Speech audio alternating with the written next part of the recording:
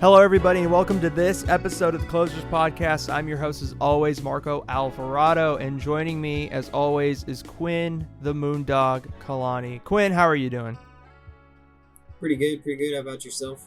I'm good, man. I'm good. Just like last week's episode.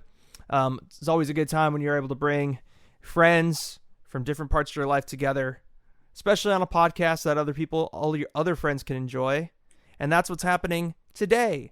Two fan favorites of the show that have come on in the past, never with Quinn, are finally on the show with him at the same time. And I'm speaking of Carlitos, Salamanca, and Jake, Jonah Jameson, Phillips. They are back on. Say hi to the people, guys. Howdy. What's up? How's it going? Good to be back. Thank you guys for coming on. Short notice. Really appreciate it.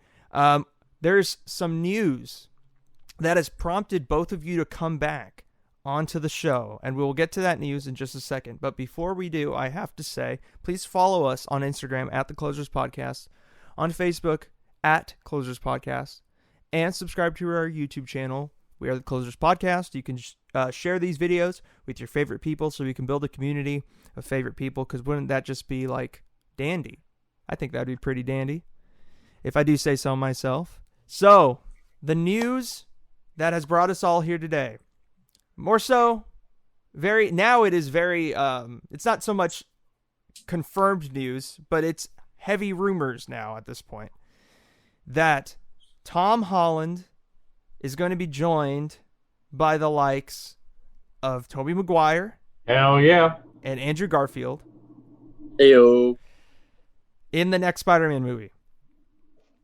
Now, we've already got confirmed that Jamie Foxx is coming back and Benedict Cumberbatch is going to be in this movie, reprising his role as Doctor Strange. Real quick, I just want everybody to go around and just say your guys' reactions when you heard the news as to this being a possibility. So, Quinn, if you could go first, and then you can pass it off to the next person. Well, we've talked about it at some length, but I guess my initial reaction was curiosity. I'm curious as to what storylines they're going to draw upon. I think Spider-Man 3 will be the second entry in what will be an overarching multiverse trilogy, starting with WandaVision, Spider-Man 3, and then culminating with Doctor Strange in the Multiverse of Madness.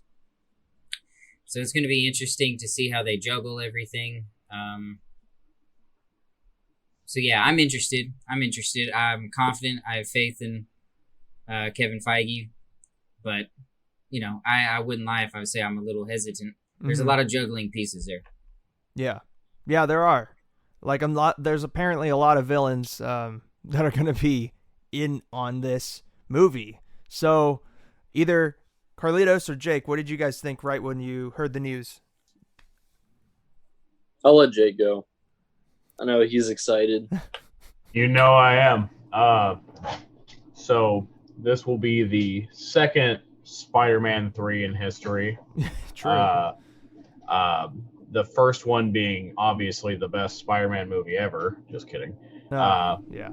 But I'm interested to see how they incorporate the other two Spider-Men, to see if it's more of like a Spider-Verse where like one's there for a part of it, one's there throughout more of the movie, and if they just straight up copy Spider-Verse, which that would still be okay, but it would just be a copy of Spider-Verse. Yeah. I've heard rumors that they're talking about a Miles Morales being added. But I heard that today too. Yeah, and that'd be interesting. Set up just another Spider-Man story alongside Tom Holland's, which would always be welcome. Yeah, because every Spider-Man is still Spider-Man. I'm mostly excited because if Tobey Maguire comes back, I will literally shit the bed. Like, my pants will be full. Oh yeah, I know that. You gotta be cool, Jake. That's a new mattress. Won't be after Spider-Man 3 Part 2 Electric Boogaloo. Yeah.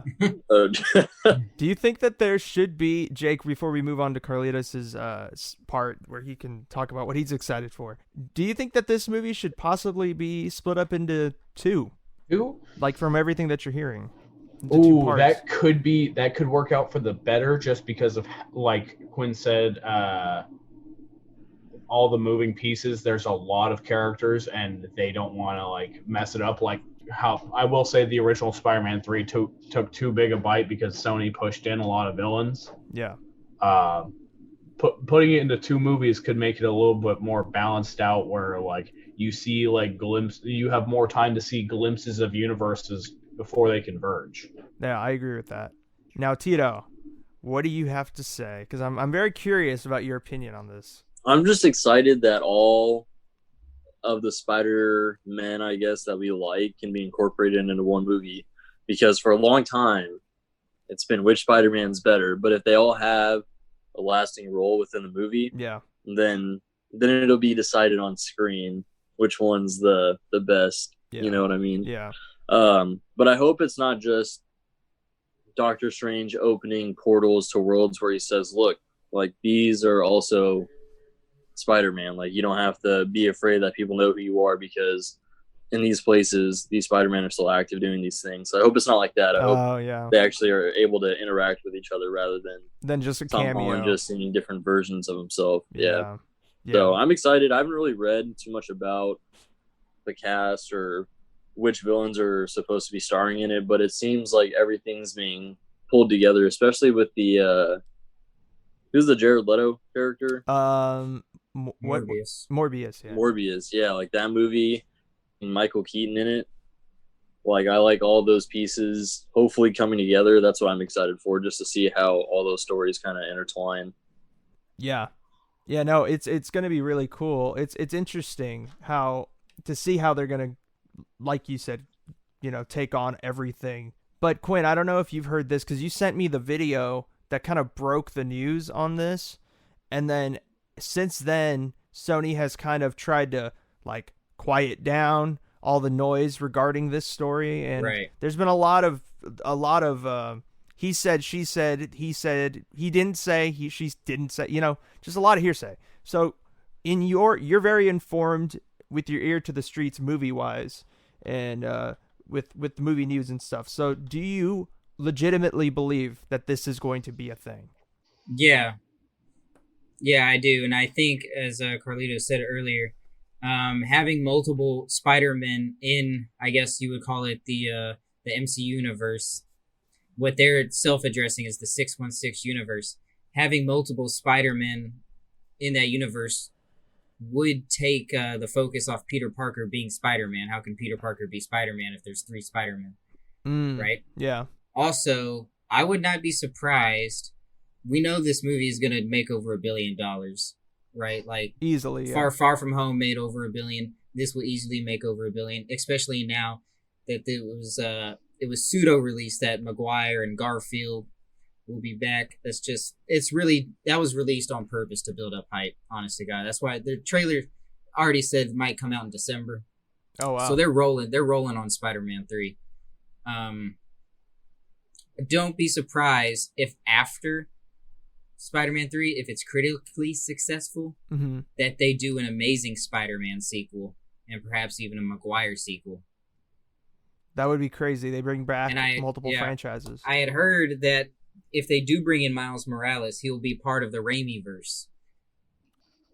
And if he's part of the Raimi-verse, then that does give leeway, since the time difference between Maguire and Holland, it gives leeway for Donald Glover to be Miles Morales as he always wanted to be.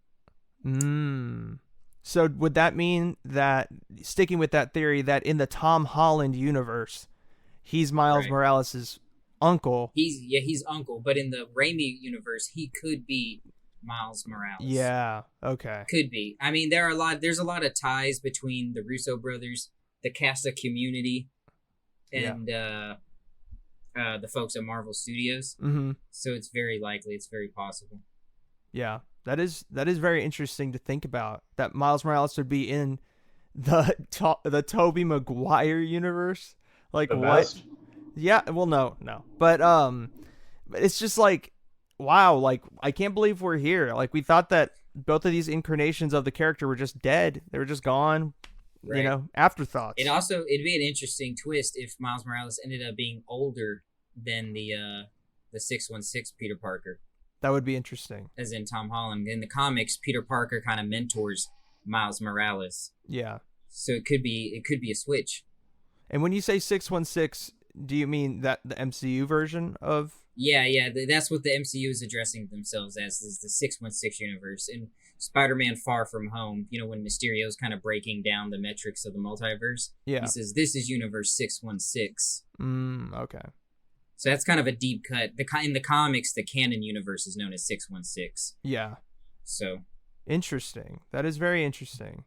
Jake, how would you feel about Miles Morales? I know you're the biggest Tobey stan in the chat currently. So since you are representing that faction of people, how would you feel about Miles Morales being included in the Tobey Maguire universe of Spider-Man? What options they could do, since that is an interesting idea, especially with the time difference of the Tobey movies and the Tom Holland movies. I could definitely see them doing that, but as much as I want more Tobey and Spider-Man 5 through 9 after that for Tobey Maguire, it wouldn't be a bad idea to switch it to Miles Morales. But I have one caveat for that is, since it is the Raimi verse, they should definitely bring back Sam Raimi as well to do these movies if they continue with their own sequels for each character after. That makes sense.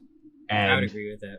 And they also have to get the man, the myth, the legend. I'm forgetting his name right now. J.K. Simmons? James Franco. Yes. Willem yes, Dafoe. Yes, but also Topher Grayson. not Topher Grace. Get out of here. The man who's originally supposed to be Mysterio in the Raimi verse. Bruce Campbell. Yes. Oh, he was 'cause you supposed to can't- be Mysterio? That's why you kept seeing him everywhere in the universe. That was like a perfect setup. I didn't know that. What? It can't be a Raimi movie without Bruce Campbell. So yeah. it has to have Sam Raimi as the director, has to have Bruce Campbell, and he could even just pop in for half a second and I'll be happy. Even Bruce if they Campbell switch for it sure. to, I love Miles Morales as a character, but getting rid of Tobey Maguire for Miles Morales will be kind of like a best way to send him off without if they don't want to keep using Tobey. And also a good transition, but it'll piss some people off. Yeah, I would agree with that. Yeah, it would definitely piss some people off.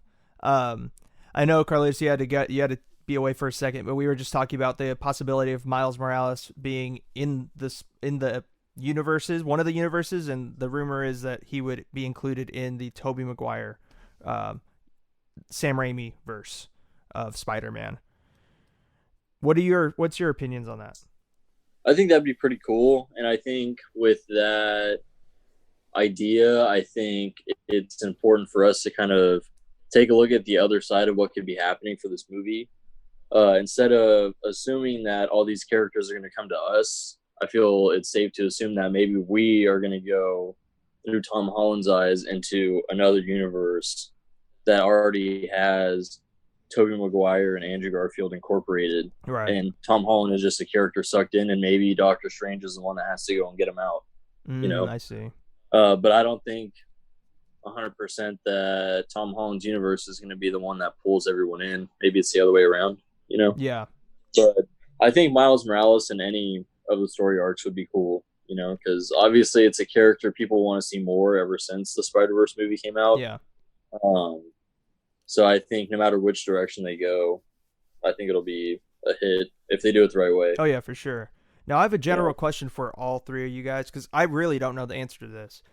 Do either of you know how Tobey Maguire feels about playing Spider-Man? Like, do any of you guys have an indication as to if he would like to play that part for years to come, going forward? Because I don't know that answer at all. I don't know either. I honestly, one of the most heartbreaking videos is him talking about Spider-Man 4 before Sony axed it, So I feel like he would at least do one movie, even if it's just this Spider-Verse, Spider-Man 3. Yeah. I think he would come back for the sake of all the, because there's a huge cult following for Tobey Maguire. Oh yeah. Like I know. I definitely know that. Raimi memes, editing him into Marvel MCU movies. It's just the fan base is rabid, just like I am for more Tobey. So Yeah. I think just off the meme, he would at least do one movie. Yeah, I think he deserves his Logan moment. He deserves his capstone film. I mean, yeah, the Spider-Man 2001 was, it's pretty much started the whole thing, not counting Blade. So, and X-Men. But they kind of came out congruently, X-Men and Spider-Man. Hey, you can't forget Daredevil, man. We can't forget 60s Japanese Spider-Man. Yeah, that too. Or Ghost Rider. Come on. All right, Ghost Rider came after. Let's. But there's something else we gotta consider, and that's another $1 billion Spider-Verse franchise they have, which is Venom. True. How is Venom gonna fit into all of this? We know at some point he will, whether it's like a cameo scene at the very end. Yeah. Or something like that. I would actually prefer if Venom is part of the Garfield universe. I was gonna say that. That'd be That'd be interesting tight. because I think that's the most metal way to go. I think that makes the most sense too. Just cinematically too. They have very similar styles of filming, cinematography wise and all that stuff. Right. I also feel like Garfield could actually pull off a symbiote-fueled rage Spider-Man better than Holland, because Holland seems more like happy-go-lucky and super cheerful. I don't know if he could pull off angry Spider-Man well. Yeah, I don't know. I would agree with that. He doesn't have a lot of experience in heavy drama sort of roles. Yeah, I think Garfield could easily tap into that. That's a good point. Yeah, I think so. Tito, I have never given anybody who is part of the Andrew Garfield is the best Spider-Man camp a platform on this topic until right now. So first address the Venom talk that we're talking about now, and then if you could also, divulge into your thoughts on Andrew Garfield Spider-Man. Ooh. So I think are you talking about Tom Hardy being Venom as well, like that being the guy who's playing him? Yeah. If that's the case, then I think him and Andrew Garfield would be a perfect pairing for a movie together. Yeah. I think Andrew Garfield's more edgy. I guess that's the pretty spot-on term to use, especially these days, because that's just the way that people would describe him, I feel, if they're watching the movie now. Because Tom Holland is, like Jake said, he's kind of soft. He's around already, Yeah. But Andrew Garfield still has edges. Like, he fucks up, he lets people die, and it's his fault, and he knows that. So him being a symbiote Spider-Man would make hella sense, because he's just like, fuck, bro, like, everyone I love dies. Yeah. I'm hella sad, So I think that'd be a great movie, and I hope that somehow Venom is incorporated into one of those stories. I think that'd be tight. Yeah. But reasons why Andrew Garfield is the best Spider-Man? Yes. All right, you can tune out for the next 30 minutes here. All right, hold on.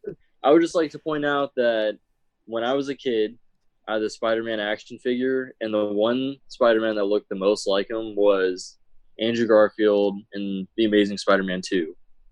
Like the suit? And that's like iconic Spider-Man with like the huge fucking eyes. Okay, yeah. Like, great suit. I think Andrew Garfield was a very good Peter Parker. I know Jake doesn't like him that much as Peter Parker. I would agree with Jacob on that.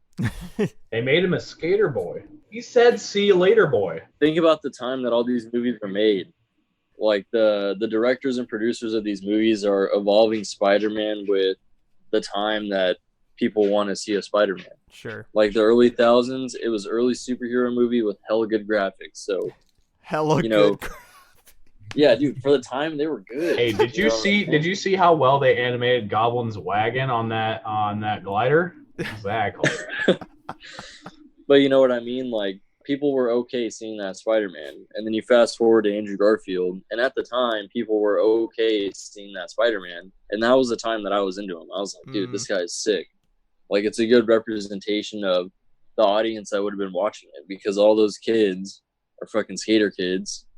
And now everyone's, like, hella green friendly. Like, everyone wants to recycle. And that's the entire school that he goes to is based off being smart and being, like, educated and gentrified all that kind of stuff. Brooklyn. And that's the kind of and being inclusive and diverse, and that's the kind of audience that they're pitching to, because that's the audience that's watching. You know, so I have a personal bias for Andrew Garfield, just like you guys have for your own Spider-Mans, but I think for the time that it was delivered, it was very good. Yeah, and the storyline was pretty good. I know Electro was hella goofy, but look at all the other villains in the Spider-Verse. Aren't they all goofy? I'm somewhat of a scientist myself. That's fair. Like, everyone has their weird stuff, and Electro's weird stuff was like, he was just some nerdy ass dude who got shocked by eels. Unfortunate, kind of goofy, but it still made a good villain. You know what I mean? My favorite Green Goblin part. Sorry to just chime in. Say it, deliver us from evil. Dude, that moment scared some kids. Yeah. I love that moment. But one quick amendment, Marco. Peter Parker doesn't go to high school in Brooklyn. He goes to high school in Queens. Oh, I'm sorry. And right. I mean, come on, that's pretty core to the character. And so, which is your favorite Spider-Man, Marco? If we got Garfield, we got Maguire. Where does Marco lie? Oh, I've said this many times. I did a debate with Jake that you can tune in on. The 3-hour debacle. A 3-hour debacle, costumes and all. That you can watch on YouTube, on our YouTube channel, The Closest Podcast, where I defended the honor of Sir Tom Holland and his rendition of Spider-Man. I think that he is the best Spider-Man. Is he the best Peter Parker? You see, I think my opinion on that has changed since the debate. Because, like, Christian Bale's easily the best Bruce Wayne, but he's not the best Batman. Sure, that's facts. He's far and away the best Bruce Wayne, but he's a terrible Batman. Yeah, I would. Who's the best Batman? Michael Keaton all day. Okay. I'll take that answer. Wait, who Michael do you Keaton all day. Who do you like as Batman, Carlitos? Dude, I haven't even seen the movie yet, but Robert Pattinson. Robert Pattinson will be the best Batman of all time. 100%. But as of right now, it's still Michael. Whoa! We're just discrediting Adam West. Or Kevin Conroy. Hey, guys! I let's want not the talk nipples shit about back George Clooney. George Clooney. Dude, George with the Clooney nipples. Killed it. Those nipples, dude. Yeah. It's going to be a cold night in Gotham. That horrible fucking film. The Ice Age. Yeah, dude. Fucking Jesus. I will say. Chill out. I will say that I man. defended Andrew Garfield's Peter Parker the other day at Carlitos' get together. Respect. Yeah. And why you would ever do that is beyond me. Well, I just think that I watched one of those movies recently, and it wasn't as bad as I remember it. Which one did you watch? First one or second one? The first one. Okay, yeah. Do you think the first Amazing Spider-Man's better than the second one? Yeah. That's fair. Jake's one big flaw with this movie, and this is the only critique he will ever have in an argument, is how did he get shot in the leg if he has spider sense? Spider sense. Facts. That is true.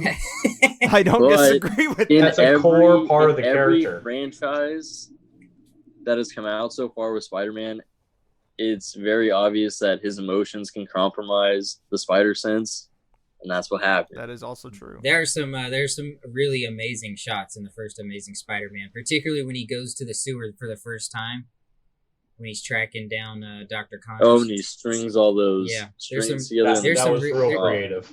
There are some really cool shots. That was sick. So I don't think Andrew Garfield is as bad as people think, but like I'm now in terms of Peter Parker-isms, like just acting as Peter Parker, I feel like Pizza Time and Tom are just like, to me, neck and neck. Like it's really hard. I like them both. I've grown a soft spot for Tobey Maguire's rendition of Peter Parker, but as Spider-Man, I feel like Tom Holland is just the best Spider-Man. Yeah. Because I mean, look, his story isn't finished. Obviously, apparently, all three's stories are not finished. So we'll see what happens. That's something I'd like to come back to, because we're talking about this movie and we're talking about all these other Spider-Man coming back. I'm interested to see on how they focus on Tom Holland's Spider-Man, because it feels like his last movie got a little taken away because of Tony Stark's involvement. It left like less for him to grow because it wasn't his villain. It was a lot of Tony Stark's tech that caused and solved the problem. It's never his villain. Oh, that's bullshit. That's 100% bullshit. I mean, that's Michael Keaton was also pretty much a Tony Stark villain. Yeah. I mean, if you remember, Damage Control pretty much fucked him over. I don't disagree. I will say Michael Keaton played one of the best Spider-Man villains so far. Like, for sure, he nailed that role. Amazing. We were definitely robbed of a John Malkovich Vulture in Spider-Man 4, though. Oh my god, that would have been amazing. And a Mysterio, Bruce Campbell Mysterio. That would have been the most insane movie of all time. Bruce Campbell Mysterio, John Malkovich Vulture. What if that's what they're planning for, like, Spider-Man, like, 6, like, the upcoming, like... I'll cream. John Malkovich Vulture fighting Michael Keaton Vulture, while dude, that'd be sick. Jake Gyllenhaal. An intro into Secret Spider-Man Wars. Endgame. Yeah, that'd be insane. That'd be crazy. But yeah, going back to what you were saying, Jake, I am curious on how they go forward with specifically Tom Holland's character, and I think that they're very much going to go into the route of giving him, in your guys' words, not mine, his own villain. Like, I think they're going to do that. I think they've been setting that up, but they just didn't want to make it seem like this random high school kid from Queens is able to just create these, like, villains, even though he has no notoriety at all. Speaking of the first one. And then the second one, he's finally getting the Iron Man mentorship. You know, he's breaking through that. He's finally growing out of that. And, I mean, I think this third one is very much where they're going to place the onus on, it's all you, man. And right. Well, at some point, the son has to become the father, right? Exactly. Now, I mean, Luke has to, reach his destiny for Return of the Jedi. Mm-hmm. Peter Parker has to shed himself of his paternal needs. It's true. To complete his arc. Yeah. And I think that it's just interesting to think about how there's been rumors of Doctor Strange stepping into that mentorship role that Tony left as when he died, which, if that happens, I'm on Team Tobey 100%, because that at that point it just why do you keep going back to this mentorship thing? Like, there's a perfect progression here, and then if Doctor Strange just steps in and is like basically taking over for Tony Stark, it doesn't make any sense to me, and that's where they lose me. I don't think they're going to go that route, but if they do, on the off chance, I just can't. I can't do it. But I don't know. Yeah, that's why I think Tobey's series was nice, because he didn't really create any of his villains until the third movie. Everyone just appeared. Yeah. And he even said after he fights Sandman for the first time when he's on the building, he's like, man, where do these people come from? Because he doesn't know. He's just fucking there to do his job. Yeah. And then these people show up and he's like, damn, what's up? Yeah. That is true. That's very true. One thing I'd like to add as well is one thing that both Amazing Spider-Man and Tobey's Spider-Man do well is they show Spider-Man helping around the town just randomly. Like, they're taking care of low-profile villains, which with Tom Holland, they kind of showed like a video of him doing that, and like maybe like a video in the Avengers before they showed him. But they haven't really given any screen time to him, like just taking out bad guys that aren't really doing crazy stuff. That's true. That is very true. Everything's been centered around his placement within the greater MCU. It hasn't been just him being Spider-Man, and Like, and that's why his movies are flawed. I wouldn't say flawed. I just think they're Yeah, I because think if you take all those supporting movies away and all those supporting characters away, he doesn't have anything. anything. He doesn't have anything. I don't think it's anything. He was still Spider-Man before Tony Stark came through. Like, that's why Tony went up to him, because he was like, I have a kid. And then it just, yeah, and then you see Marissa Tomei and you see fucking Tom Holland, and, you know, that scene happens. I will say they left enough of Peter designing his own web shooters, which was like they needed at least that. But his suit came from Tony, both suits, and they're high functioning suits, which makes it reasonable that Tony gave it to him. But it also is like he doesn't seem as smart since he's just like working off someone else's brains for these. Sure. Yeah. I guess it's just going forward to see where he goes from here. Because I don't think he's going to be given any more crazy suits. He's going to have to build everything himself. And I think that's going to be something they play into going forward. Maybe not in the next movie, but in the fourth movie, if there is a fourth one, which I think there will be. I think they'll definitely go into the, like, one big part of the story is that his suit's malfunction. He has to fix it while also being bombarded by the likes of, you know, I don't know who would be the fourth villain. Tobey. He's going to fight Tobey. He fights Tobey. Yeah. The black suit Tobey. Now dig on this. I just hope Willem Dafoe at least makes a cameo.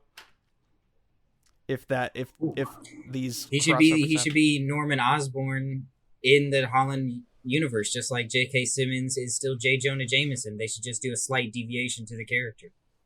I feel a great comedic moment that they should not miss out on is, since Tom Holland can't work for J.K. Simmons, which is for the Daily Bugle, which is one another acts on the character, is having Tobey Maguire Spider-Man come up, see J.K. Simmons, and kind of just like look at him for a second, and that like that's all that's needed. Yeah, that has to happen. Oh, that yeah. has to happen. Same with Andrew Garfield seeing Electro. I mean, that has to happen too. I feel like they're gonna show those two together. Yeah, I think that would be more than a bit. I wouldn't be surprised if the movie opens with a battle between Electro and Garfield, and then like the multiverse starts to collapse on itself, and they somehow quantum realm into each other. It cuts into the middle of Spider-Man 2 and just like changes the ending. Yeah, some craziness happens. That'd be crazy. Gwen Stacy still dies though. I think they would cut into the Macy's Day Parade when in the first one. I think that's when they would jump in, when everything would converge. I feel like that's more natural in my opinion. I feel like they wouldn't, just because they would have to like give a reason for Green Goblin and not be there. An easier way for them to incorporate Tobey would be after his story is ended. So They after, could- down the line, way down the line. After 3? Yeah. Okay. Yeah, he's been Spider-Man for a long time by the time he's I expect him to either be a Peter B. Parker, like in Spider-Verse, like he's done this, and he's done this for a long time now, or a Peter A. Parker, where he's a legend in his universe, Yeah. and a well-established Spider-Man. I think I could see it being the other way. What do you mean? I could see Tobey Maguire being Peter B. Parker, where he's just older, and then the one that if a Spider-Man's going to die on screen, it's going to be Andrew Garfield. You know, I disagree. I think it would be Tobey. I think it'd be Tobey. I think it will be Tobey. Because Garfield Parker, he's the one living with tragedy. Peter B. Parker, you know, MJ leaves him. He's going through a divorce or something. Obviously, they're not going to get into that with Garfield, but he could be reeling in the tragedy of Gwen Stacy's head bouncing off the pavement. Yeah. Yeah. So I could see him kind of being a little out of shape. Little... Fat Andrew Garfield, bro. A little fat. That'd be funny. Sweatpants Spider-Man. Yeah. Spider sweats. I'm interested to see if they decide to at least show some other Spider-Man. Like, if they do like a Spider-Verse show in noir, Peter Oh, Porker, That'd be sick. 2099, that'd be interesting. That'd be sick if 2099 would be metal. that'd be sick if Noir was still Nick Cage. You know who could be a good 2099? Oh, also, I love Nick Cage to be in it. I just love Nick Cage. He's one of the greatest actors of all time. Exactly. And who I feel could do a good job as Spider-Man 2099 is the current star of The Mandalorian. Pedro Pascal? Oh, yeah. He would Behind a nail it. mask, just great voice as well. Or Oscar Isaac. Oh, Poe Dameron. He'd be pretty Oh. solid. That It would would be be. interesting. that would be very cool. It would just have to be a Hispanic guy. Yeah. Has to be a guy of Hispanic Well, descent. Antonio Banderas. Javier Bardem. Oh God, Javier. Gabriel Iglesias. Gabriel. Mr. Fluffy himself. Spider-Man. Jeez. Ooh. That'd be hella funny. Yeah, it'd be really cool if they eventually also brought in like mixed in the animation with live action, and they brought in the. You don't like that, Quinn? I love that I don't idea. like that shit. I don't like that Jessica Rabbit shit. It's either real or it's not. Wait, hold up. You can't knock her knockers, but I also No. stand with him on this one. I feel like the Spider-Verse should be its own thing because Right. they've established an amazing story and they've done so like it's one of my favorite Spider-Man movies, period. It's in my opinion the best one. Yeah. I would agree, but I have such a love for Tobey that Tobey. that and Spider-Man 2 are like tied for best Spider-Man movie of all time. I feel that. Yeah. No, that makes sense.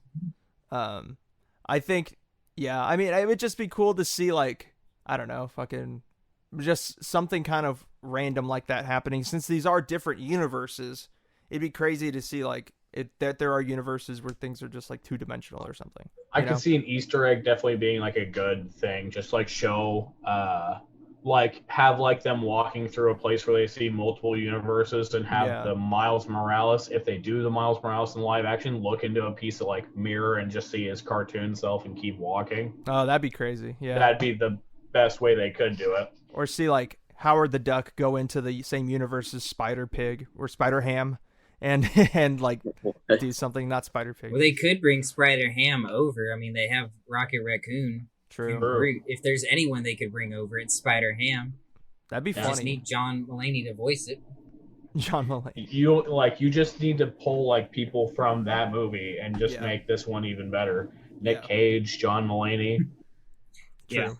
I would love if they pulled from their own like Netflix cast and brought Kingpin from the Daredevil Ooh, that would to be make an nice. appearance. That would be amazing casting. Oh, he's perfect. Just like we've talked about on this podcast before, Quinn. Like, he's perfect. Yeah, the Netflix series really nailed 3 castings: Kingpin, Daredevil, and Punisher. Those are 100%. those are fairly untouchable castings. So just roll them over into Spider-Man. Yeah. Oh, they could even just like do like what people they don't want in the Tom Holland one. If they continue with sequels, I would love to see Garfield work with Daredevil and like Luke Cage and stuff for a more New York Spider-Man. That would be amazing. Yeah. That would be really cool to finally see somebody else incorporated into those, like you said, more New York-based defenders of New York heroes. Yeah, more street level. Yeah. Because Tom Holland's already established as an Avengers level Right, hero. cosmic villains. Yeah, like he could do Cosmic Spider-Man in the future and when he's an adult, because they've already established him as fighting universe breakers already. Not very well because it was Thanos, but since he's already been up against something like that, I could see them continuing like that. Whereas Garfield has been more of a New York-centered Spider-Man, such like similar to Tobey. Yeah. Right. That is true. I like that idea a lot. See? I don't know why Marvel hasn't hired us already. Jesus Christ. Because I just put Tobey Maguire in every movie. True. That's very true. So it looks like we're coming up to time a little bit. But before we go, I do want to ask each of you a pretty comprehensive question, which, it's perfect time for that. So if you were in charge of this third upcoming Spider-Man movie, what would you do? Obviously, the 3 Spider-Men would be in it, but generally, just give us the framework of what that movie would be like. Villains, setting, basic plot. If you can think of it. If you can't really think of anything, no rush, no worries. But who would like to go first? Let's do Quinn first. All right. So in my theory, Spider-Man 3, number 2, takes place in a multiversal arc, starting with WandaVision, ending with Doctor Strange. So in this middle act, the multiverse is collapsing onto itself. Incursions. I don't particularly know how, but we know who will be the engineer of this in WandaVision. My guess it will either be Mephisto or Wanda herself. In Spider-Man 2, Electro, being a pure energy, will be able to easily transport, I guess you could say, through the quantum realm, which is basically pure energy. So he'll be able to go from Spider-Man Garfield to Holland as things are collapsing on itself. Doctor Strange won't necessarily be a mentor, but more like a MacGuffin.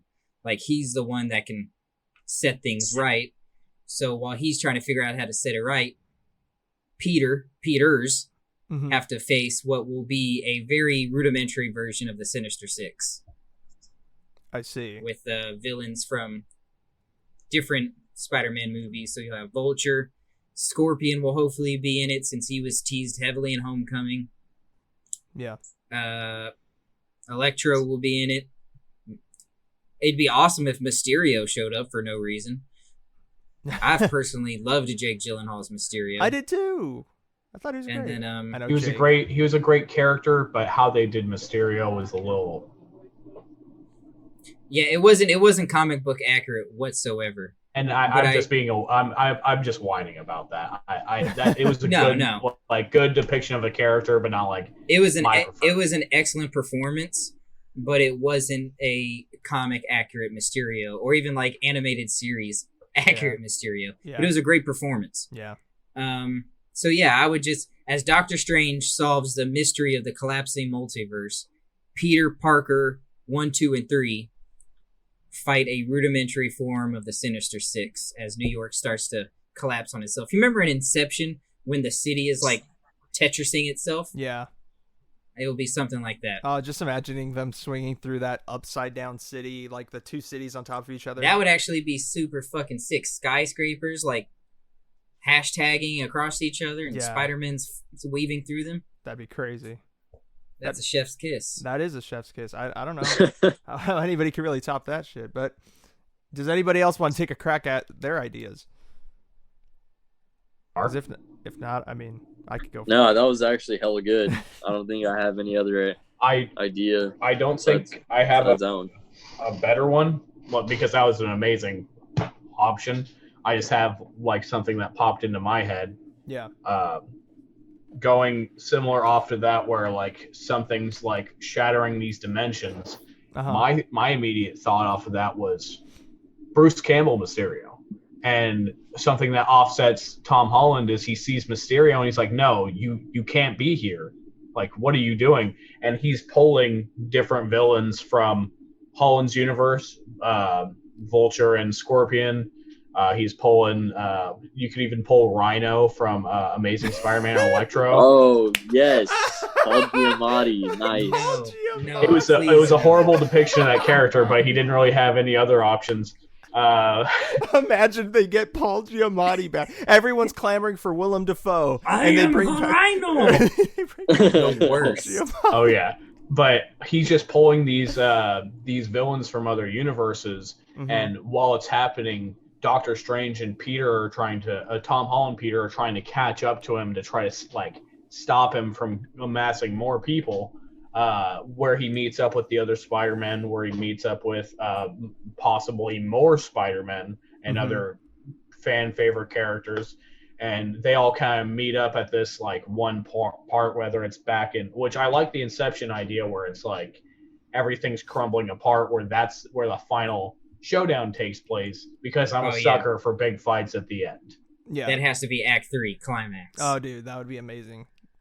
What if they brought in Emma Stone for a Spider-Gwen?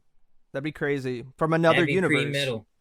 That'd be pretty dope. That would be a crazy like interaction, like seeing Andrew Garfield be like, and she's just like, I don't know who the fuck you are. Simperman. Yeah, it's like, bro, get away from me. What are you? Who are you? Superman. I don't know who you are. You have an OnlyFans.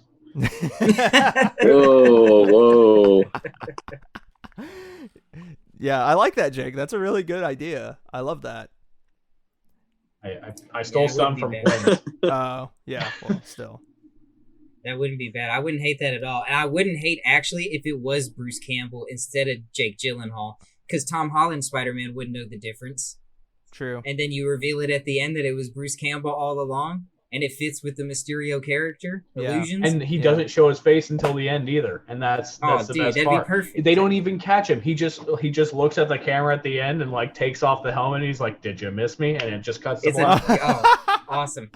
And then it sets up if they want to do a Tobey Maguire like send off kind of like Logan moment, like Quinn suggested in the beginning, that they would have that last movie with him finishing off Mysterio, Bruce Campbell Mysterio, and then you can bring in Miles Morales. in that movie. One final thought I have on that too is the Logan moment for Tobey is they're gonna have to do it really well because Spider-Verse did a Spider-Man death amazing. That like the whole Right. city felt that, and that was something that gave me chills when I was watching that movie. That I was like, oh god, they know what they're going with. Like, Yeah. oh, this is already a great movie. Yeah. Like it's a huge moment for everybody in that city. And I think that is the one thing, well, not one thing. I mean, over time, I've definitely, softened on my stance on Tobey Maguire. But one of the things they did well is illustrate just how much he is New York. And Yeah. how much New York is him. He's So, the most beloved by New York Spider-Man. Yeah. I mean, Andrew Garfield was kind of on the outs with the police because he kind of took the hit for the Dennis Leary's death. Yeah. And then Tom Holland Spider-Man is a fugitive. Yeah, apparently. Yeah. So. Killed the man. But really quick, if Carlitos, if you don't mind, I would like to share my ideas for this upcoming movie. I don't know if you Do it. Okay, so what I envision is very similar to Quinn's. I mean, it's really hard not to pull from that, but the one change would be that Morbius has something to do with the multiverse as well, because he is a scientist and all that stuff. I don't know exactly how, but I feel like him being involved and being recruited by Michael Keaton's Vulture would just tie in like that Venom sect of Sony content and pull that into. And if you have the lineup being Vulture, Scorpion, Morbius, and then you bring in Electro, and then then Sandman. Why not bring in Sandman back? well, yeah, That I was gonna. That would be a good one where they don't have to pull, like they don't have to dump more money to try to get Willem Dafoe or Right. Doc Ock. Yeah, Sandman was the best part of Spider-Man 3 for me. Oh, of course. He was the best villain. if He was awesome in it. if they would have just left it as just Sandman and Harry being the two villains for Spider-Man 3, oh Right. my god, That was Raimi's remember- original plan. yeah, I remember seeing Spider-Man 3 when I was like going into my freshman year of high school. And when he first turns to sand and he tries to pick up, what was it, like a wedding ring or something? The locket. Yeah, and he can't pick it up. He keeps dissolving back into sand. That actually choked me up a little bit, man, back in the day. Like, it hit me right in the heart. that was a touching moment. I need to watch Spider-Man 3 again, but I think Morbius being Yes. involved in that and then setting him up as maybe more of the weakest link of the Sinister Six, to maybe not where he goes and directly helps Spider-Man defeat his ex-peers, but just, pulling punches and kind of sitting, kind of hanging back and realizing, yeah, I'm not fucking with this, and kind of just leaving. And his exclusion from the group is what ultimately caves in the Sinister Six. And the thing would- is too, it wouldn't be the Sinister Six like unified. It would be like these villains trying to fight each of their own version of Spider-Man, and they're just all loosely. It's like more fiefdoms, Yeah, More queefdoms. queefdoms. Um, I would be okay with Morbius being in it as long as he maintained his vampire face. I don't want to see Jared Leto's Martian pretty face. I want to see straight Morbius living vampire. No nose, like white as snow, disgusting, ugly face the whole time. True. Yeah, that'd be really cool. It's just also I was really hoping for Daredevil or She-Hulk to be in the movie too, but if they're in the movie as well, it would just be an overabundance at this point of content of characters. They would have to do a part 2 or multiple movies. Yeah. Right. Yeah. I just want to see Mark Ruffalo with Spider-Man. That's all I want to see. I want to see Hulk Spider-Man movie. You know they're not going to bring back actual Hulk because they already ruined that storyline as well. Yeah. Well, but That multiverse. That half Hulk disgusts me. What, Professor Hulk? Yes. I don't care if he's dabbing or not. You can't win me that easy, Marvel. But he has tacos, man. He's so nice. Fuck his tacos. Hey. His tacos, he's such a nice guy, though. It's like I was made for this. That was light-skinned Hulk. He went, it's like I was made for this. He's giving me looks that I thought he was coming for my booty. Dude, I love Professor Hulk because he knows he's a goofy boy. That's why I like the character, personally. That's fair. Carlitos, do you want to chime in at all with any ideas that you have? You're the idea guy. And during the Star Wars, I was the idea guy before I met Quinn over here. Now he's the idea guy. I'm just the guy. Do we have a dissenting best Bruce Banner Hulk opinion? Oh, the guy from Fight Club was pretty great. Edward Norton. I'm just kidding, though. Eric Bana is not as bad as I remember, but it's definitely no. It's definitely. I think it definitely goes Ruffalo, Bana, then Norton worst. I'm blown away. I'm very Ruffalo is top for Bruce Banner, but Marvel just hasn't given Banner's Hulk anything. Like after the first Avengers, it's just been kind of like less Hulk. And Endgame lost some points for me because they didn't let Hulk fight Thanos again. Dude, exactly. They had literally set that up to be paid off in such a beautiful, awesome way. Yeah. They should have dusted Hulk, honestly. They should have dusted him at the end of Infinity War, and then when all the portals open and fucking Cap snatches the hammer and he says, Avengers, assemble. Instead of Thor screaming, you hear Hulk screaming. And he jumps through one of the portals, and it's just him and Thanos right there. Exactly. That would have been tight since the last Thor movie made him to be such a great fighter. Yeah. Like the champion. And then the arc was never finished after that. Yeah, that they missed a huge opportunity. So because of the Spider-Verse and the multiverse probably very much likely opening up in the next couple movies, is there a possibility that this extends to Hulk and the Paramount properties that are owned? Since Paramount owns that contract for Hulk, the rights. Do you guys think that is possible?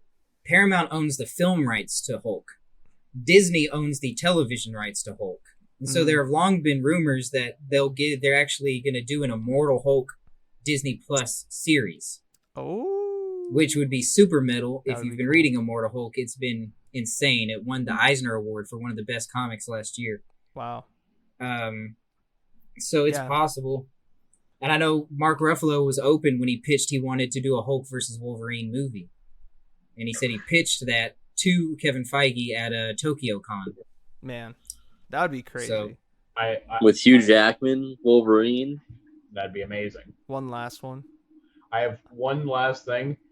Since the multiverse is opening up, your crack castings. Any Marvel character with any actor, what's your crack casting? Marco. Oh, me? Okay. Yes. Oh man. Okay. My crack casting, just anybody. I've said this and I will continue to say this. Rainn Wilson as Mole Man has to happen. Rainn Wilson, Dwight from The Office as Mole Man, the first villain from the first comic of the Fantastic Four. Has to happen. Come on. It's so easy. It's so easy. I love that. I love that idea. Quinn's the one who pitched it to me, like, when we were working still at the UPS store, and I've just been stuck on it ever since. That's just the best. That's the best for me. Well, I know you're going to have an interesting one as well. Well, I've long wanted Keanu Reeves to be in it, but that's almost like too obvious. I'm gonna go with a duo for Silver Surfer and Galactus. I'm gonna go Aaron Paul as Silver Surfer and Bryan fucking Cranston as Galactus. I thought you were gonna go Larry David as Galactus and Larry David should be Professor Xavier. That would be nice. He already looks like Professor Xavier. Oh my god. Oh, I would love Larry David in the MCU in any capacity. But I think Bryan Cranston as Galactus would actually be pretty fucking awesome. That would be it's going to be a CGI character. He has to, he pretty much just has to have a commanding vocal presence. He does. And and good, facial maneuverability, I guess you could say. Yeah. And who better than Heisenberg himself? And then who better to serve as fucking Heisenberg's lackey than Aaron Paul? Aaron Paul would be great in the MCU too. I think he'd be a great Silver Surfer. Aaron Paul was almost cast as Star-Lord. Wow. That would have been insane. Yeah, I think he'd be an awesome Silver Surfer. Yeah. I just want a good Fantastic Four movie. So funny that you say that. A good Doom. Because my crack one would be Nathan Fillion as Reed Richards. Ooh. That'd be a really good one. That'd be nice. Be a really good That would one. be sick. Him and is it Firefly? Is that what that show was? Yeah. That's a great Cult fucking classic. show, dude. And Serenity, dude. Yeah. Fire. Serenity's metal. Great show. Serenity's Fire. super metal. Yeah, I I was got thinking the about box set, You do? collector's edition. Yeah, That's pretty Serenity, good. of course. Damn. Nathan Gotta Fillion have would it. be a great choice to be Mr. Fantastic. Nathan He would Fillion also be a could great Green anyone. Lantern. A great Green Lantern, he would. He would be a fantastic Hal Jordan. I think he's voiced Hal Jordan in some of the anime. He has. And Yeah. so many, and that's why he would be so good, because he has the look, he has the nose. You know who he has has a it all. who has a good Reed Richards look? Andrew Lincoln from Walking Dead, who played fucking Rick Grimes. Oh, yeah. Oh, Dude, yeah. Pretty good. he has a classic Reed Richards kind of look, That is true. like the old school Ditko look. That is very true. Coral instead of Coral, he's like Sue. So, what's your, crackhead fan casting, Carlitos? I always wanted Oscar Isaac to be Doctor Strange. Oh, he would be metal as Doctor Strange. Yeah. He would look so good as like the classic suit comic Doctor Strange. Very much. Man. Yeah. I could He would definitely be see fucking that. awesome. But no, he had to be fucking Apocalypse. The worst Boo. version of Apocalypse too. Yeah, it was pretty bad. I Trash. do want to see him going forward work with the MCU. I mean, him as Moon Knight would be cool. I don't know if they've casted him yet, but No, they haven't. He'd be a casted good him. Doom. he would A be good villain. He would be a good Doom. He would. He would. I also Doom thought, has to be Nicolas Cage. Doom as Nicolas Cage. There's only Doom. Oh my god, dude! Keanu Reeves as Doom, just Doom. I think Keanu Reeves would be a dope Moon Knight. Keanu Reeves would be a good Moon Knight. Yeah, He's already got the action movie background. Right. It's pretty much Marvel's Batman. yeah. What do you guys think of that insane, probably the most talked about fan casting in the past 4 years? Probably. Quinn, of course, correct me if I'm wrong. I'm not as caught up as you are on these sorts of things, but John Krasinski and Emily Blunt as Mr. Fantastic and Sue Storm. They're married, and they already have chemistry, and they look the part. John Krasinski definitely has the look, and a lot of people say that just has to happen. Like that's. I don't see John Krasinski as Reed Richards, unfortunately. It's just like there's something about it that doesn't just quite fit the puzzle piece for me. That's fair. What's your interpretation of Reed Richards? I always viewed him as kind of a dick. I view him as kind of like a very studious, very he's a little holier than thou, but he's for the most part just trying to like search for knowledge for the sake of knowledge, not too morally one way or the other. Like he's fighting bad guys, but because they're threatening the ones around him. So like if he's like a way more uptight version of Tony Stark. So like if Ben Shapiro was actually a good guy. Ben Shapiro is Reed Richards. We've got it. Open and shut case, guys. Facts don't care about your superpowers. Cardi B is Sue Storm. Cardi B is Sue Storm. Just imagine. Oh my god. What a blooper reel. Dude, Ben Shapiro as Rhino instead of and then they just cast Paul Giamatti. Chris Evans as Johnny Storm again, and they don't. That talk would be about fucking it. awesome. That would be epic. He is literally the saving grace of those horrible, horrible movies. They just cast him and say nothing about it. They're like, "Hey, you kind of look like Captain America." Don't see it. But that'd be hell funny. Me and Quinn talked about how they could bring over like instead of just the Spider-Man, but also like even for just one movie down the line, they could bring back like the OG Fantastic Four from the 2000s, and they could bring back like some of the X-Men just to like basically kill them off, but like just for fan service sake. That'd be really interesting. I don't know. You mean like I Deadpool did with Deadpool? Wars. Yeah. Dude, that's what I've heard. I heard a rumor that the Deadpool 3 will be Deadpool kills the Marvel Universe. And what he'll be doing is traveling through the multiverse, tying up loose ends. It's basically like an end credit scene for your multiverse trilogy. Yeah. And he just goes through, starts sniping out fucking ex-Marvel actors. That's honestly really funny to like think that Disney is literally using the Merc with a mouth to literally kill off characters that they don't want to deal with anymore. That they paid for. Like it's literally like it's crazy. Like that. I hope they do that. That'd be amazing. It would be awesome. It would be pretty epic. Yeah, that'd be really cool. Do you think they're doing a couple Green Lantern shows, Carlitos, on HBO Max? Are you interested in any of that at all? I am interested. I didn't know that was a thing, but I do have access to HBO Max, so I'll definitely be checking that out. They're doing a Green Lantern Corps show, and it features all of the Green Lanterns except for Jon Stewart, which I find to be hilarious. Dude, do they have Kyle Rayner in it? Yeah, they got Kyle Rayner, Guy Gardner. Guy. Oh my god, Guy Gardner, the chick. I can't remember the woman's name. Something like some Jessica Cruz, I think is her name. I can't remember. I haven't read Green Lantern in like 10 years, but yeah, they released an image on IGN. It's gonna be like 4 or 5 Green Lanterns making up a show. Damn. HBO Max sponsor us. I know, please sponsor the show. So is that one Green Lantern that they are not including? Is that the one that Ryan Reynolds played? No. Ryan Reynolds played Hal Jordan. Oh, okay. Jon Stewart is black. Oh. Why are they not including him? That one was like the best one in the he's my favorite one.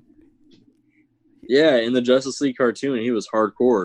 That's what makes it like somewhat hilarious and ironic and fucked. Yeah. Yeah. Maybe they just bring that dude back down the line. Like they're just waiting Hopefully. to use him. They tease him for season 2, and that's it. Yeah, season 2. Electric Boogaloo. Another Marvel crack casting that should have happened was Jason Momoa, not as Aquaman, but as Namor the Submariner. And they just take their character. They're like, oh no, he's ours now. Yeah, that should happen. That should have happened.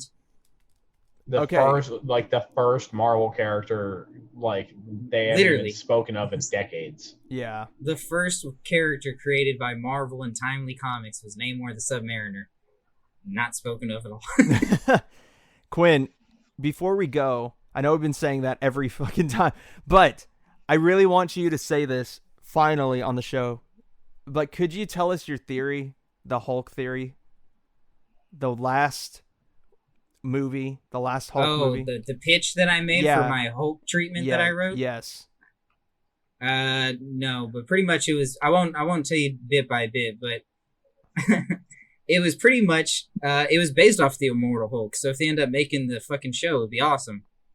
But pretty much, as the comic does, it goes back to the Hulk's roots, where it's a monster comic.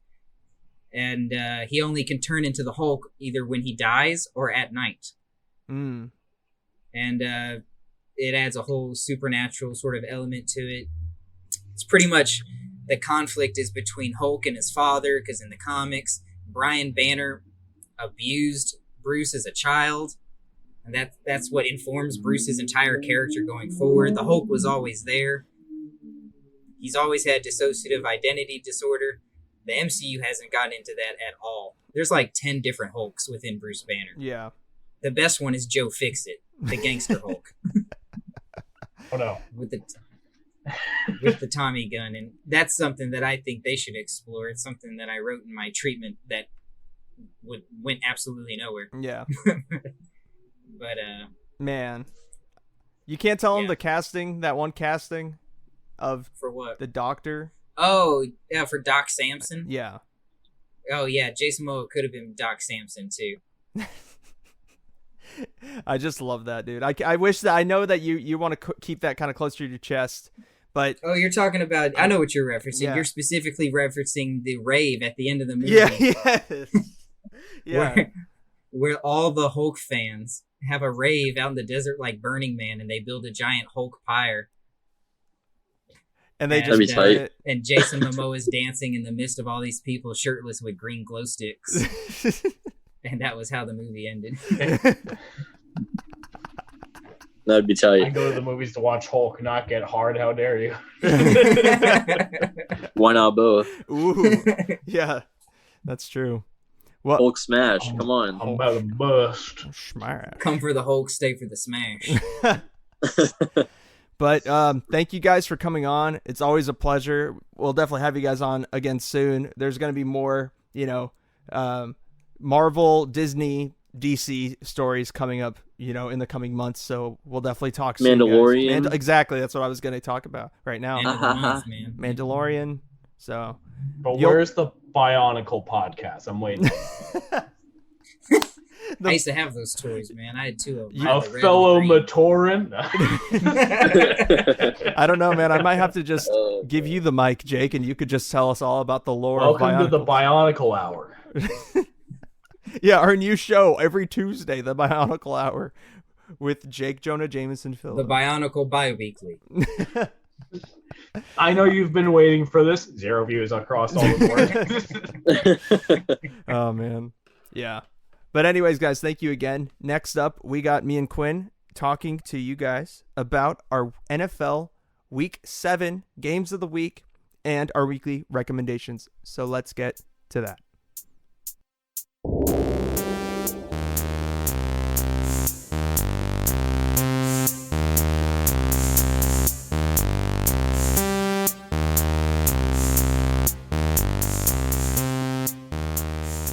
What's up, guys? Hope you enjoyed that conversation with our boys, Carlitos, Salamanca, and Jake, Jonah Jameson, Phillips. Now it is time for our Game 7, our Week 7 NFL Games of the Week. Oh, what a Week 6 it was, Quinn. It was a wild one.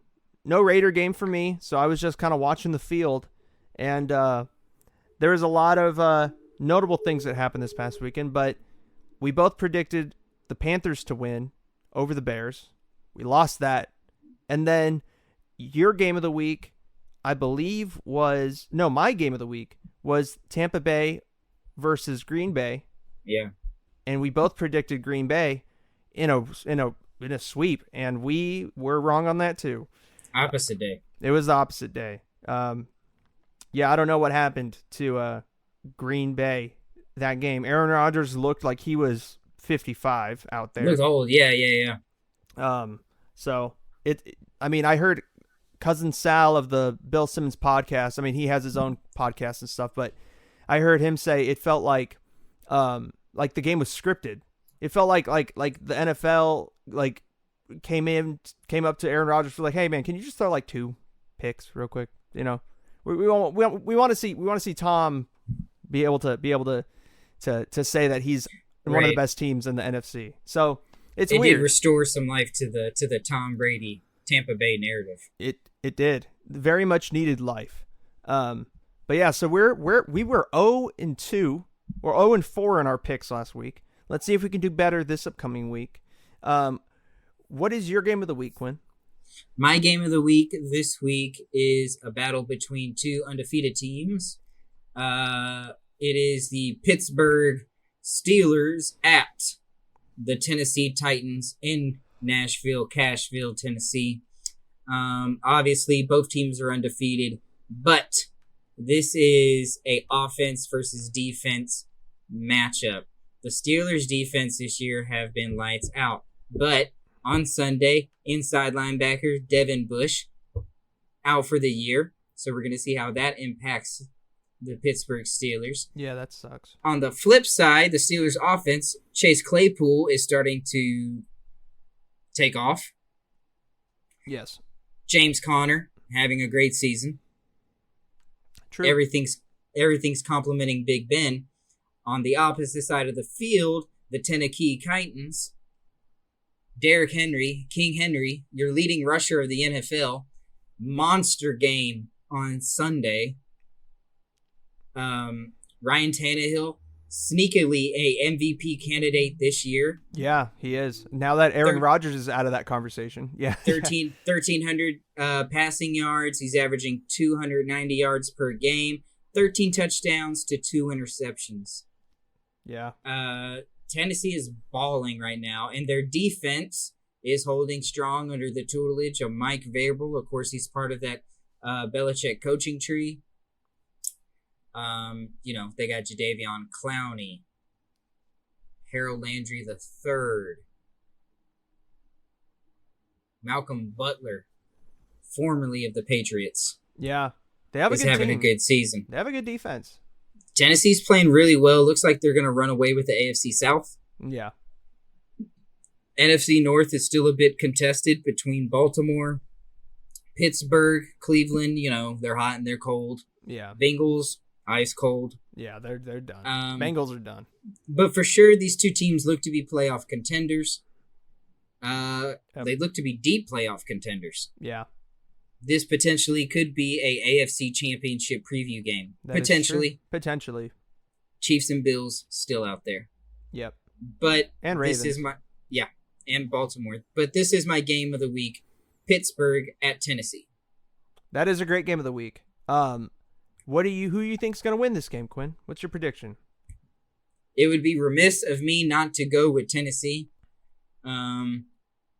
Ryan Tannehill, I doubted him at the beginning of this year. I think we talked about it in our NFL season preview. Yeah, I did too. That I said I wasn't sold. I didn't. I was sold. I remember that. I wasn't sold on Ryan Tannehill. Yeah. You told me you thought he was a franchise guy. I was like, I don't know. Yeah. Well, he is a franchise guy. Ryan Tannehill's balling. And I'm so proud of myself.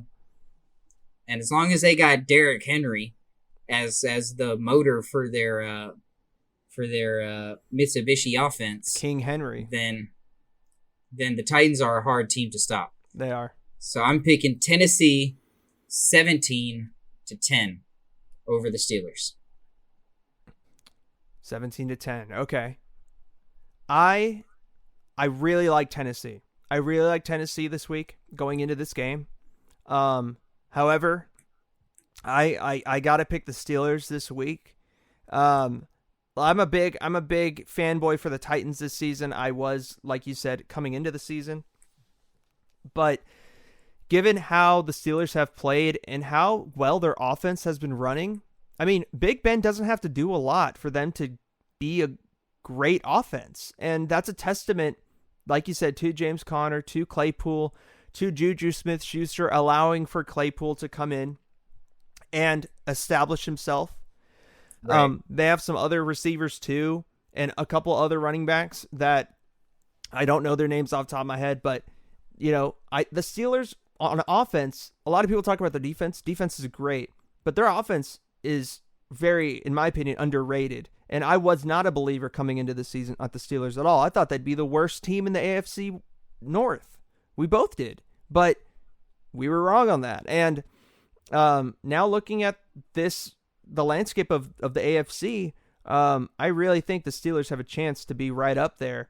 The question would be, can Big Ben, pull them out when it comes down to him needing to step up and make plays happen downfield? He does have an arm still.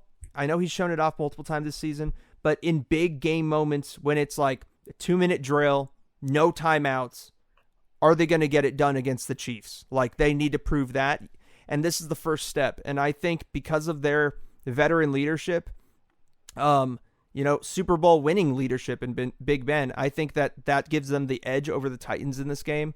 So I'll say it's going to be close. I'll say Steelers 27, Titans 24. A field goal win. Way more high-scoring game than I got. Yeah, I think the defenses, I think the offenses of both of these teams, I mean, you highlighted the Tennessee offense. I think they'll be able to, still move the ball against the Steelers defense. Steelers defense is great, but Tennessee offense is great as well. And usually when a great offense meets a great defense, the offense is still able to move the ball, right, to a degree. And I think they're smart enough, their coaches are smart enough to find ways to capitalize on the injuries that have happened in the past week.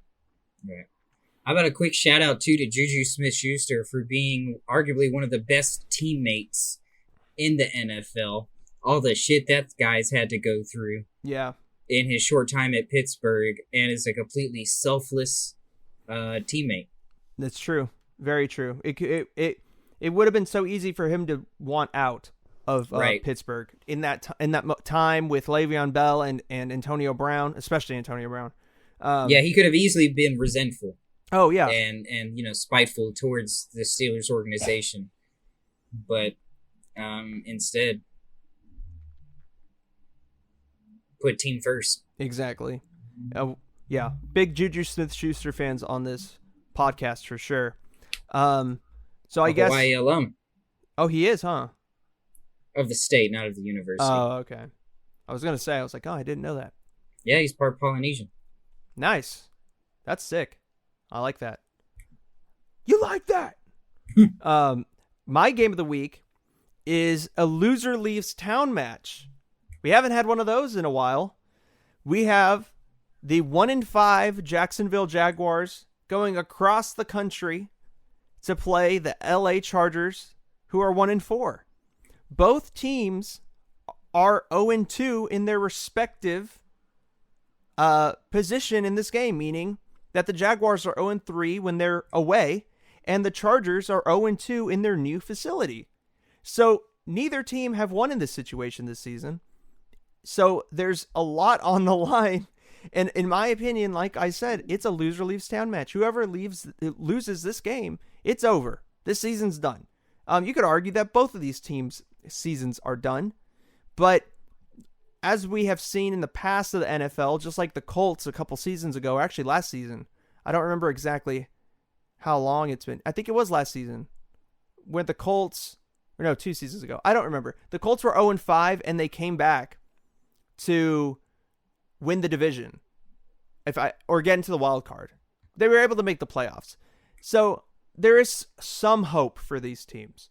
But they have kind of floundered. Jaguars just haven't really been able to get anything going since their week 1 upset of the Colts.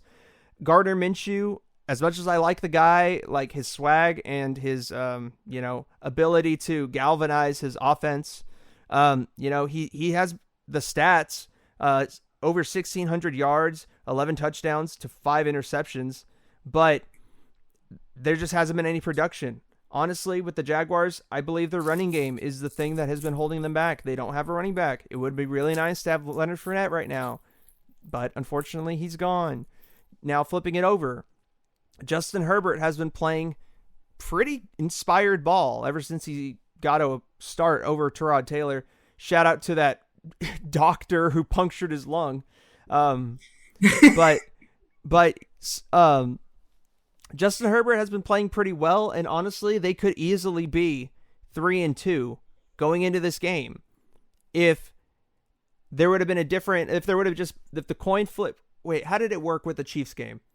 If one call would have just been different in the Chiefs game, they would have won that game. If they would have went for it on 4th and long. Yeah, if they would have went for it on 4th and long, and then in what was that game? I think it was their most recent game. They lost.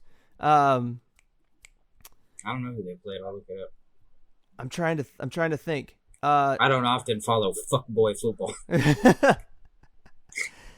Oh, the Saints. Oh my God. We were recording that. Oh podcast. yeah, that game was insane. Yeah, we were recording the podcast when that game was happening. So what happened was the Chargers were winning that game. They were up 20-7 or 20-3, and the Saints came back to win the game in overtime. The Chargers have had nothing but chances in that game to close it out, and they weren't able to do it. And I think that goes back on Justin Herbert for sure. Here's a stat for you. Yeah. In the first 5 games of the season, the Chargers have lost each game within. No, they won the first game. They've lost the last 4 games within 1 possession. Oh wow. So they lost to the Chiefs by 3 points. They lost to the Panthers by 5, the Buccaneers by a touchdown, and the Saints by 3. So they've been competitive in every game. Yeah. They just can't seem to finish the deal. They can't seem to close the door, lock the garage, let the dogs out, let them back in,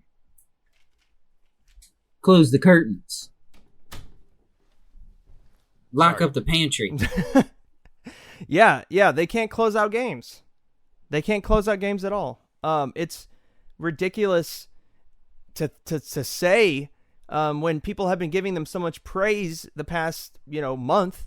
You would think that they were a 4-1 team, but Justin Herbert, as much as he's been playing great, is just a rookie, and he needs to wash off some of that green behind his ears still.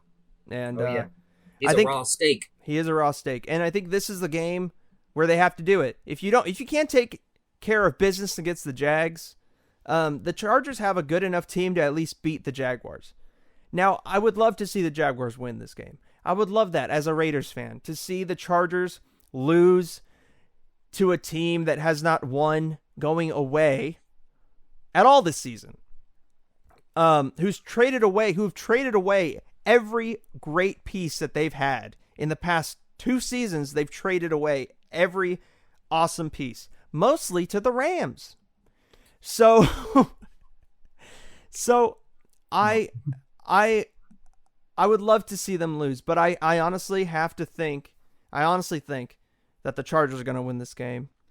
I think it's going to be actually a very sloppy game. I think it's going to come down to who can run the ball on who, and I have faith in their backup running back, Justin Jackson, and also their rookie running back, Kelly. Yeah, Kelly. Looking at Kelly. So I'm going to take the Chargers 17-14. We're going 3. I don't think it's going to be a decisive win. I think it's going to be one of those where they squeak by, but the loser leaves town, and that's who I have leaving town, the Jacksonville Jaguars. I agree with you. I think Chargers will get the dub. I think Justin Herbert has a 250-plus yard game. I'm going Chargers 24, Jacksonville 7. Wow, so you think they're going to be able to seal the deal? I think it'll be a 3-touchdown spread. Wow. I think it'll be the best game of the Chargers of their season. It's interesting because Vegas has the odds at -8. Wow. But the spread, but the money line is -370. Jesus Christ. That's crazy. I think that's a good bet to take if you're betting on the Chargers. Yeah. You can make some pretty good money if you bet on the Jags though, because I could see it go that way, but easily. But I have some modicum of faith in the Chargers. So I guess that's all we got for the NFL talk for this week. We wanted to keep it kind of short since we did go pretty long on the MCU talk with our boys. But Quinn has a weekly recommendation for you guys. It is a big one. It is arguably the biggest sporting event of this year. Of 2020, for sure. Listen, everybody, I know you love basketball, and basketball is great and all, but a lot of people like football too. The summer of being a pussy is long and gone. This Saturday, your UFC 155-pound champion Khabib Nurmagomedov will be defending and unifying the titles against the interim lightweight champion Justin the Human Highlight Gaethje in a 5-round contest in Abu Dhabi. Looks to be one of the best, the premier combat sporting event of the year. Khabib Nurmagomedov, of course, we all know who he is. 28-0, the most dominant force in UFC history. In my opinion doesn't mean shit, but from what I've seen, no one can stand to Khabib Nurmagomedov, except for perhaps Conor McGregor. Right. Except for perhaps Justin Gaethje, who is, I believe, 21-2. He's only lost twice. He's only been to one decision in his 20-plus victories. That was early on in his career. Every other fight has not gone to a decision, which very well means either Justin's getting the finish or Khabib's getting the finish. And if Khabib gets the finish, then you know it will be a smash, and he will pound his face into the pavement. If Gaethje gets the victory, expect it to go a bit longer in the fight. Yeah. Justin's going to look to utilize leg kicks at the end of 3-4 punch combinations in an attempt to take the base out from Khabib so he can't secure trips, double legs, single legs, high crotch, ankle picks, the Dagestani leg chains, the Dagestani irons. Ooh. Justin will be looking to combat that. It's going to be a spectacular affair. I won't tell you who to pick, but conventional wisdom is when you got a generational sporting talent such as Khabib Nurmagomedov, who is undefeated in his professional career, you do not pick against. You don't bet against the house. No, not unless you got a mansion. Not unless you got a mansion. And Abu Dhabi, the heart of the Middle East, the heart of the Muslim world. Justin Gaethje is taking on arguably the most famous Muslim living today, Khabib Nurmagomedov. True. Don't bet against the house. Yeah. It's very true. In the co-main, go ahead. I was just gonna ask, who do you like in that fight? I like Khabib Nurmagomedov, 4th round submission. Wow. I'm gonna take Khabib, 2nd round submission. Nice. I think it's gonna go 2 rounds. I don't think it's gonna be much of a fight. I think it's gonna be a chaos fight. I think Justin will drop him early. Yeah. Khabib will recover. Mm-hmm. And then from there on, it's gonna be smash. I think it's just Justin's the future, but it'd be really the thing that got me really excited about your episode on Monday, Quinn, was how there was a possibility that George St. Pierre would be the opponent after Justin Gaethje if Khabib can beat Justin.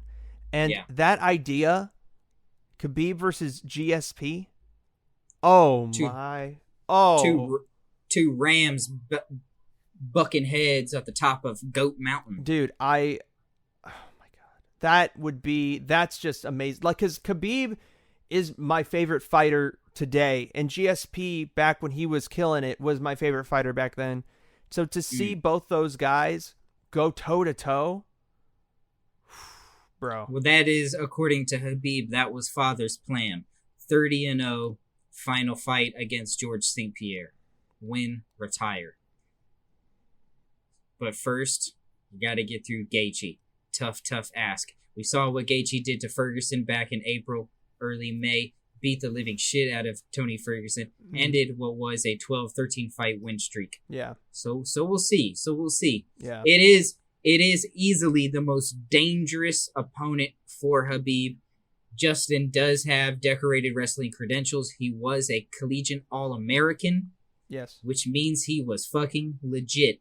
But as I did talk about in Hang 10, we're going to be able to measure in this fight American freestyle and folk style wrestling versus Russian wrestling and Sambo.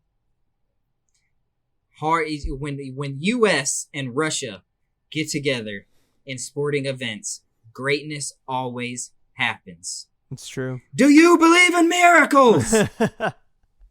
Greatness always happens. It's true. In your co-main event, I didn't talk about this on Hang 10, but in your co-main event, the Reaper, Bobby Knuckles, Robert Whittaker, is back, and he's fighting Jared Cannonier.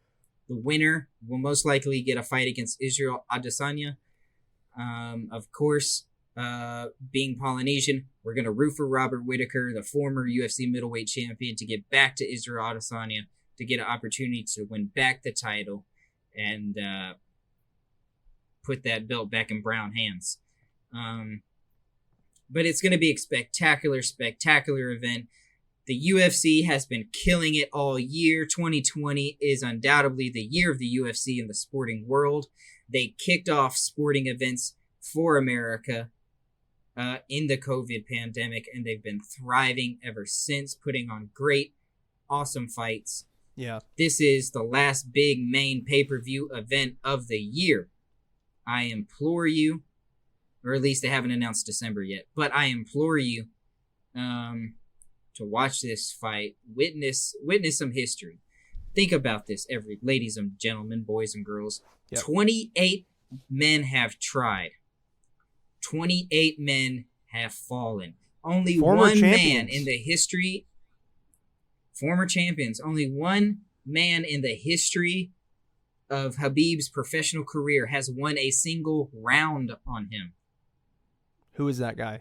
It was Conor McGregor, round 3 in their fight. Think about that. 28 fights, most of them either 15 minutes or 25 minutes, and Khabib has only lost 5 minutes out of a 28 fight career. That is insane. That is chaos. That is a level, that is a platitude of excellence that cannot be measured in other sports. Yeah. That is what separates UFC, MMA from other sports. Maintaining such a high level of excellence when the cost, when the demand, when the sacrifice at the altar of violence is so great. That is UFC. That is MMA. That is UFC 254 on Saturday. Check your local listings and check it out. Please do it. And also, I never plugged this on the show, but follow me on Twitter at Mark_avocado. That is MARC_AVACADO. Follow me on there because I'm going to be live tweeting the fight. Oh, so you can see my reactions. I'm definitely not as informed as Quinn. So if you are a true MMA junkie like him, you may not want to tune in for my live tweets because they're going to be kind of, I'm not as technical as him. But I will be calling the rounds as I see it. So definitely. Marco, pow, right in the kisser. Yeah, exactly. That's basically it. I do know some things about wrestling, but when it comes to striking, I don't know too much. Somewhere Double A just fell off a boat. Yeah, exactly. He fell off a boat. What that boy said? I do a little bit. I'm not an expert at all. I'm not Justin. We got Gaethje. a Double A off the stern. I'm not a Justin Gaethje. I'm not a Double A Alvis. But I mean, I know a thing or two because I've seen a thing or two. But yeah, so definitely follow me on there and stay tuned for my live tweets during the fight if you're interested in seeing those. And I think that's all we got for this episode of the Closers Podcast. As I said in the beginning, please follow us on Instagram at the Closers Podcast, on Facebook at Closers Podcast, and subscribe to our YouTube channel. We are the Closers Podcast. I'm going to be closing out your week in style on Friday. We got some things to talk about. We'll see what those things are then, but it'll be a very entertaining episode like always. Next week, it's Halloween next week, Quinn. That means we know who the guest is. Yes, sir. Who is that guest, Quinn? Big ham, big meat. Yee! Breathe heavy. Terrell Tucker. He's our back. Dear friend, our good friend. Fingers crossed. We'll be on this week. Next weekend, or next week, next Wednesday. Yeah, we are pumped to have Terrell Tucker back on the show to talk to us and share some scary stories and some Halloween-themed funness, excitement. It'll be really cool. So definitely stay tuned for that. I'll catch you on Friday. And in the words of Khabib Nurmagomedov, stay humble, brother.